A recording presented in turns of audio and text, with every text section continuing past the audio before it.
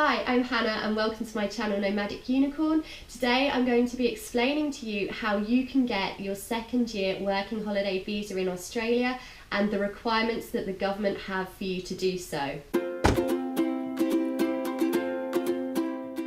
This video is based on the 417 class of working holiday visa in Australia, and the information given is as relevant and up to date as possible. I've been on the government website this morning, which is the 1st of August 2016. So as far as I know, this is up to date and relevant, but if you're watching this a bit further down the line in a year or two, do head over to the government website and check this is still correct.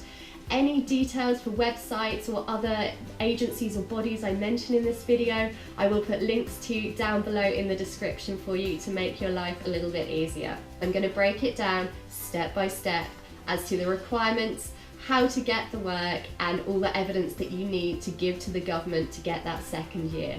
What are the requirements that the Australian government have for you to get that second year? So they want you to do 3 months or 88 days of specified work in a regional area. Don't worry, we're going to break it down. You also can't have yet turned 31 because working holidays in Australia are for people between the ages of 18 and 30. And the work that you use must be your primary form of employment. That must be the role that you are being paid for, and I will go into that into more detail later as well.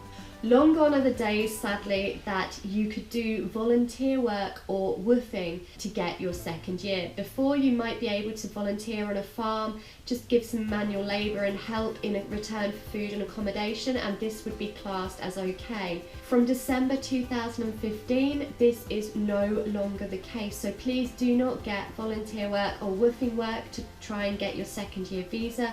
It has to be paid employment, and the government will require pay slips to prove this. First of all, what is specified work? Specified work is work that has been approved by the Australian Immigration and Government in certain industries, and I'm going to break that down.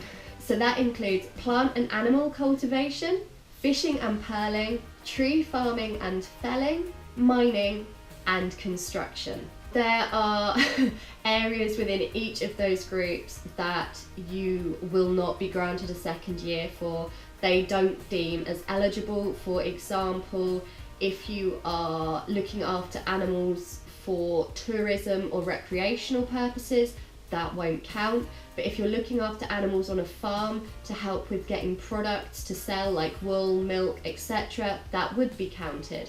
I can't go through every single yes and no in each individual industry because we're going to be here forever. Working as a nanny on a farm. Now this I am just going to quickly go into. You will have a lot of opportunity, particularly if you're female and you speak a few languages, of au pair work or nanny work, and often these are in rural areas and in regional areas that would count towards the second year visa. However, if your primary employment is as an au pair or nanny and you occasionally help out looking after the animals on the farm or pruning or putting up fences, that will not count as your second year because your primary employment is as an au pair or nanny, okay? So just bear that in mind when you're looking for work. Other jobs that the website states won't be eligible are cooking or cleaning on a mine site. Now, you've seen mining is an industry, but cooking and catering or cleaning the buildings and rooms on that mine site does not count. And this is where it gets a little bit tricky. So my advice is to always check before taking up work if you'll be covered. If you can't get an answer, ring immigration directly and speak to someone before you lose 3 months of your first year working holiday to a job that may not get you that second year. So that's the first part broken down for you. What is the specified work? The second part is that it has to be in a regional area. So where are regional areas? There are 3 states in Australia that the entirety of the state counts as a regional area. That is the Northern Territory, South Australia and Tasmania. So any work within those industries we've mentioned in those regional areas will count for second year. There are 4 states which you can look at the postcodes online that do have areas within that state that counts as regional, but pretty much just excludes like the main cities and sort of touristy bits, and that is Western Australia, Victoria, New South Wales and Queensland. And then there is just one state in Australia that there is nowhere within that state that counts as regional work, and that is the Australian Capital Territory, or ACT. Make sure you check the postcodes. There is a list on the immigration website, just to make sure that if you take up a job within an area you think is regional, it really is. So how is the 3 months or 88 days calculated? This length of time can be a block of time with that one employer, or it can be a couple of blocks of time with one business or employer. Alternatively, it can be with different businesses or employers. As long as you've made a total of the 3 months or 88 days, that will count towards your work. It doesn't also have to be the same type of specified work if you're going with other businesses. So maybe you've spent a month in Broome pearling or fishing. Maybe you have been on a farm somewhere in Queensland harvesting bananas for another month. It can all be jumbled together. As long as it makes that total time, that is what matters. 1 day is roughly equated to 7 or 8 hours of work a day, and that is how they count it. And it is very much industry dependent. If you work in an industry that it's normal for you to work 5 days out of 7, and that is the general rule for that industry, those other 2 days on the weekend will be counted as long as it's full-time, not part-time or casual. If you're doing part-time or casual work, the weekends can't be counted. It's only going to be the actual days that you've worked. And when I say it's industry specific, a great example would be mining. So often people working within mining do swings. So they might work 2 weeks on, 2 weeks fully, that's 14 days back-to-back work, and then they might have, say, 2 weeks off. Now, because that is normal for that industry, the immigration and government would look at that as 4 weeks of work, 28 days. So although they would physically only be working for 14 days out of that period of time, because the industry norm is that you have 2 weeks on, 2 weeks off, that would be classed as the 28 days towards your second year visa. So where can you find this specified work? It's pretty similar to other ways to find work in Australia. I do have a video about that up here, which I'll link.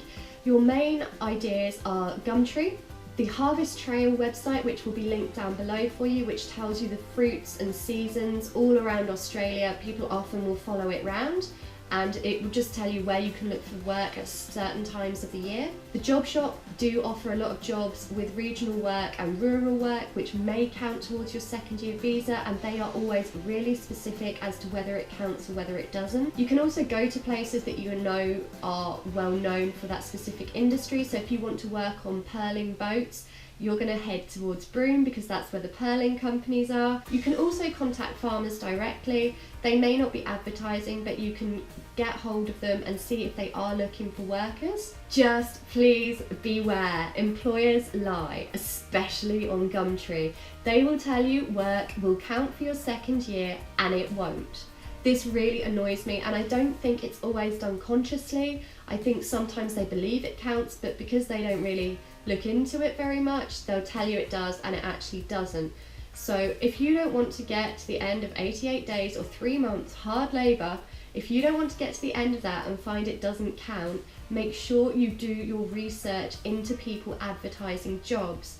Look the place up. There has been cases where somewhere a farm or a vineyard does not exist. Check the postcode that it is in regional work. Ask on backpacker forums on Facebook or other forums as to whether anyone has been to the place or worked there. Fruit picking is a well-known area where backpackers get scammed, and I don't want to see it happen to you. I've heard stories from other people that I've met whilst travelling that didn't have great experiences, and some that did have good experiences.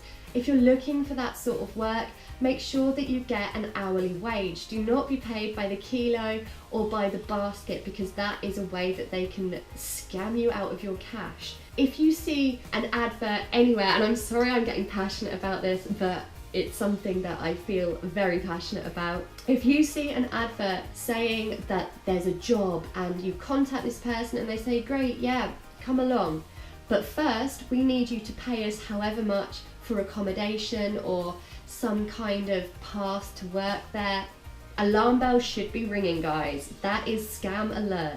Never pay anything to a potential employer before getting there, and even when you're there, really think, are they trying to scam you here? If you're not sure about a place, or you get somewhere and you think it's not right, contact Fair Work Australia, link down below. They will have had it flagged up if this place isn't legit, and it will save you a lot of hassle. If you get somewhere and you think this is not right, listen to your gut instinct and leave. Do not leave it to the last moment. Just get out of there as soon as you can, and never ever give your employer your passport, because that is a way of holding you there. I'm not saying this to try and scare you, I just want you to be warned that it does happen, and they're cracking down on it, but it's important for you to know.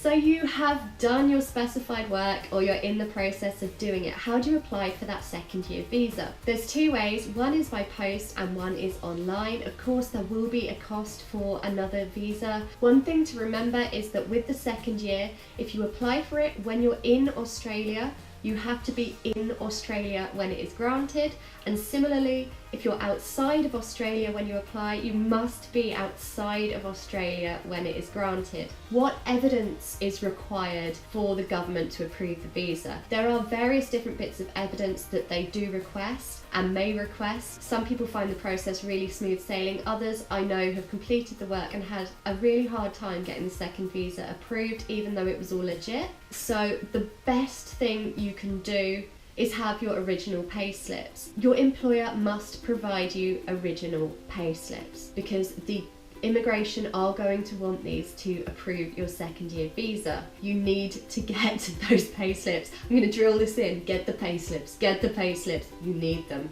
You can also use group certificates or payment summaries, tax returns and employer references, a completed employment verification form signed by your employer, and an original Australian bank statement covering the period of time declared of specified work. My advice is to have as many of these as possible, because that will only help your claim, and it should all be a smoother sailing process for that second year for you. I really hope this video has been helpful. I personally didn't get my second year for a lot of different reasons, and I wish I had, because Australia is so big and you want as much time as possible to explore it, and also the wages are pretty damn good and you can save quite well whilst you're out there. So if you are thinking about getting your second year visa, make sure you've gone through all of these bits in my video. Look on the links below for more information, and get it done and sorted as soon as possible, so that you can relax in the knowledge that if you want to stay on for that second year, you can do so.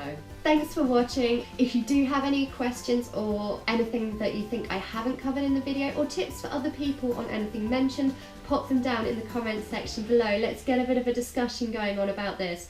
Maybe you've been scammed out of your second year by employers that lied, or maybe you had the best time fruit picking. Let us know. Share the experiences and share the love. If you like this video, please give it a big thumbs up and subscribe. I will see you all very soon. Until then, much love, take care, bye! Could you see any security feature there? No. It's because within the strap is a metal wire that runs through. So these straps are slash proof.